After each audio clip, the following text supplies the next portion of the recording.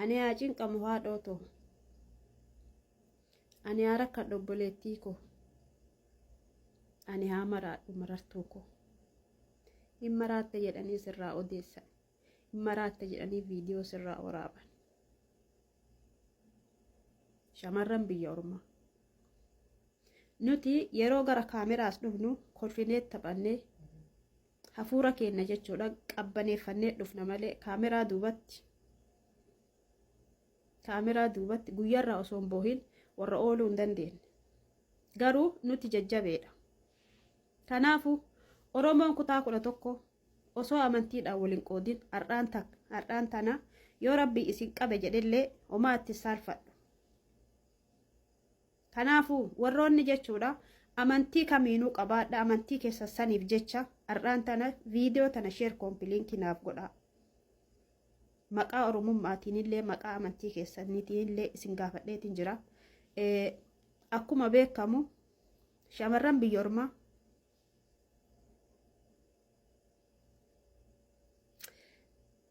har'aan tana miirri kee hedduu takka ulfaataadha.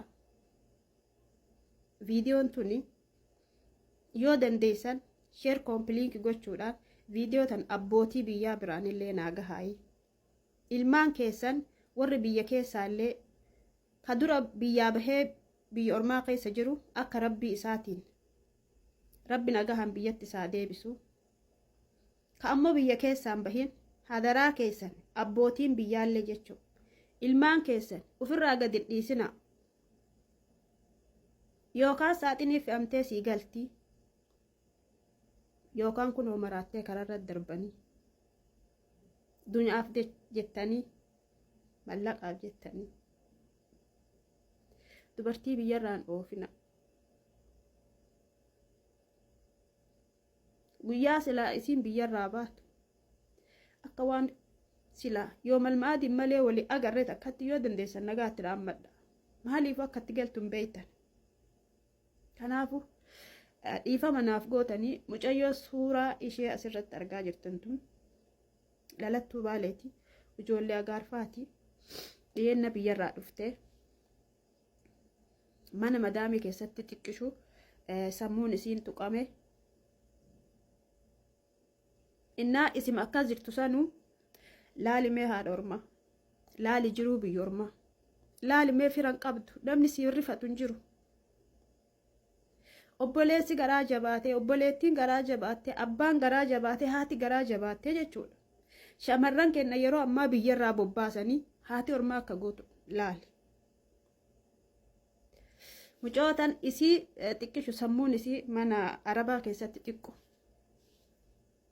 jeeqame isim akkas jirtu isa irraa tikkeettii murtee boolee geessite biraa deebite boolee keessatti gamana goraa gamas goraa waa irraa beektu qabdu xiyyaaraan korree namatti hin gorree bakka kana seentee isii namni beeku hin jiru. Maatiin garuu biyyarraa rakkatanii gaafa ilmeen isii maraatte qofa guyyaan maatiin illee ilmee teenya nuu barbaada maalii taa'anii biyyarraa cinqamanii boohanillee yookaan guyyaa isii maraatte qofa yookaan yoo lubbuu isii daraarte ilmee tiyya biyyatti naa galchanii awwaaladhaa jedhan. Waan akkanaa kanallee maatii warri biyya keessa jirtan jechuudha nurraa dhaabaa yoo dandeettan abbootii amantaallee jaarsi biyyaallee jiruu shamarran biyya ormaa kan osoo nuu laaltani. Kanaafuu kaameraa duratti immaan yeroo jalqabaatiif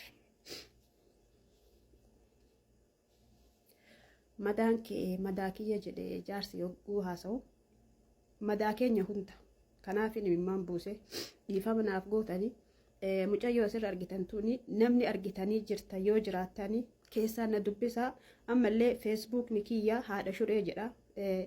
Maqamaa tiktookii kanaan jira achirratti laxxafaa lakkoofsa keessaan nu qunnamuu dandeessan feesbuuk irraa argattanii namoonni ammoo mucoota na beektan keessaan na dubbisaa sheer koompiliinkii naa godhaa hadaraa keessan anarra haasa'ullee hin danda'u haasa'uun illee na harkaa badee miira biraa keessan jira mucoota na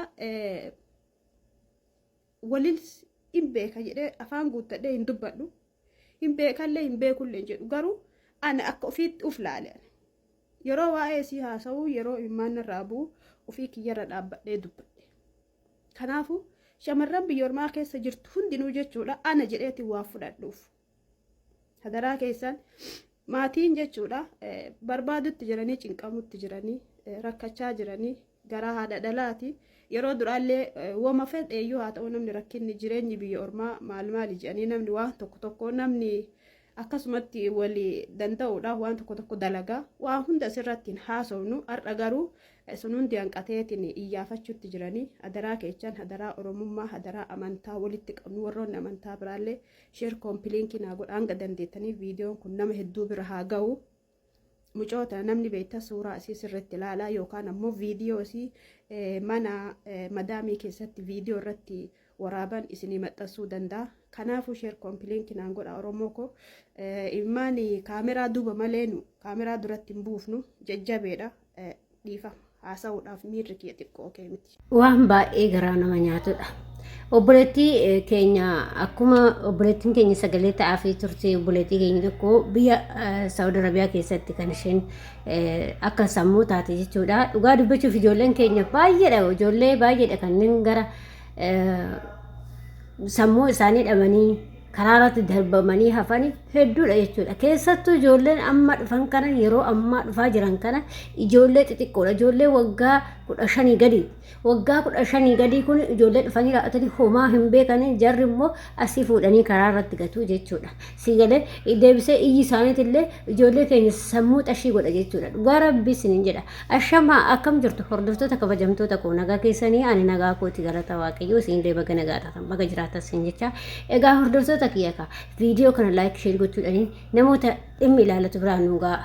Maaliif ijoollee keenya biyyarraa keessattuu ijoollee hin beekne biyyarraa fidaa asitti biyya ormaa keessatti ijoolleen teenya xashii ta'aa jirti. Sammuu dhabaa jirti biyya namaa keessatti. Baasanii karaa irratti darbaa jiran ijoollee keenya. Biyyi namaa akka biyya ofiitii miti. Sitti dukkana jechuudha. Siif nu ifaa miti biyya ormaa nu if dukkana jechuudha. Kanaaf adaraa keessan ijoollee biyya ormaatti yeroo ergitan ijoollee hin beektu yoo ta'e ijoollee waggaa 20 olii yoo ta'e malee kan 20 gadi homa tokkollee faayidaa isin hin qabdu. As dhuftee ijoollee iyya kana hin dandeessu.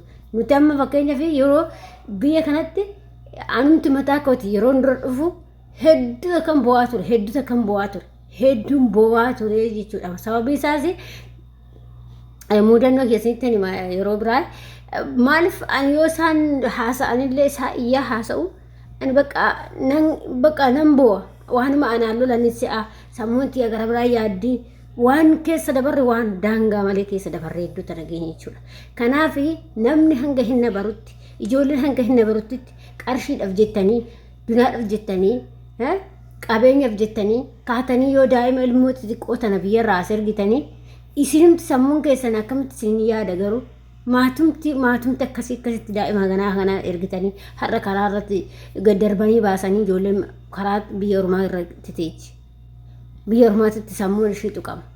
Maaloo birrii yoo namatti hafee sammuu gaariidhaan yaa jiraattu. Innaa maaliif hordoftoota kiyya waan isin jechuu barbaade maatii keessattis haa ta'u yookiin ollaa keessattis haa ta'u wantoota akkanaa kanatti hima akkan dhufu. Anammoo dhugaa dubbachuuf ijoollee waggaa 20 gadi hin fiduwan biyya kana fiduwan. Fira kiyya keessaa biyya waggaa 20 gadi hin dhuftu. Maaliif iyyi jara kana sammuu nama zoorsa. Sammuu si zoorsee xashiitti godhee akka mucayyoo kana karaa irratti si hambisa. Ijoollee baay'eedha ijoolleen teenya sababa kanaan kan maraatanii sababa kanaan kan sammuu dhaban jechuudha. Garuu keenya namni qarshuma intala beluu deemte intala beluu akkas taate intala beluu ala jirti alli maqaadha ala maal jirra siqaayii keessa jirraa beerresi ala jirtanii nu laaltan malee malkii keenya osoo nu bira geessanii nu laaltanii hin jirru bar foon keenya nurraa dhumee bar malkiin keenya nurraa dhumee bar iyya isaaniitti hirriiba gahaan qabu nyaata gahaan qabu uffannee akka namaa bashannanee hin beeknu sammuun teenya gahaa sammuu firii qabaannee hin beeknu guyyaa takka boqonnaa hin qabnu bushiin arabaa keessatti garuu gaafa achi biyya taa'anii raa'atanii intala beluu biyya jirti intala beluu akkas goote akkas yoo jedhani namatti fakkaachuu danda'a garuu kun dhugaa rabbii jechuudha ijoollee keenya irratti miidhaa guddaa fidaa jiran እና baay'ee tokko nama gaddisiisa obboleettii keenya illee waaqayyo shaamaaru yoo kan danda'amu ta'e mucoo kana kara biyyaatti haa galfamu sheerii gochuudhaniin namoota biraan gaaramni dhimma ilaallatu biraan gaati obboleettii kana gara warraa haa galchanis jechuu jaaladha hordoftoota kiyya akkasuma warri mana kanaaf haarawaa taatan subscribe gochuudhaan maamila keenya ta'e yaada qeeqaa qabaatan komenteetti barreessaa waaqayyo sin duukaa ta'u nagaa ta'a fayyaa ta'a